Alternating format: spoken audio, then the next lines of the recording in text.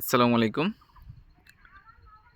আজকে জানুয়ারি মাসের 22 তারিখ, সম্ভবত মাঘ মাসের 8 তারিখ। তো এই সময়টা আসলে পুরো বিল একদম একাকার হয়ে যায়। একাকার হয়ে যায় আমি কেন বলতেছি, দেখেন কৃষকেরা কাজ করতেছে আর পুরো বিল এপাশ থেকে ওই পাশ পুরোটা দেখা যাচ্ছে। আর এই সময়টাতে কৃষকেরা বেশি সংখ্যক ব্যস্ত থাকে পেঁয়াজ লাগানো নিয়ে। দেখেন আমার সামনে যে কৃষকগুলো দেখতেছেন সবাই কিন্তু পেঁয়াজ লাগাইতেছে।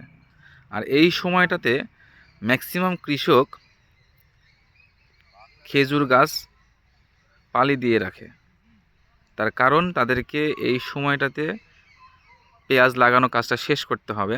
আর এই সময় যেহেতু খেজুরের রসটাও কমে যায়, এজন্য ম্যাক্সিমাম কৃষক পালি দিয়ে দেয়। এই জন্য এই সময়টাতে কিন্তু গুড় অনেক কমে যায়। মাশাআল্লাহ, বিলটা দেখতে খুবই ভালো লাগতেছে।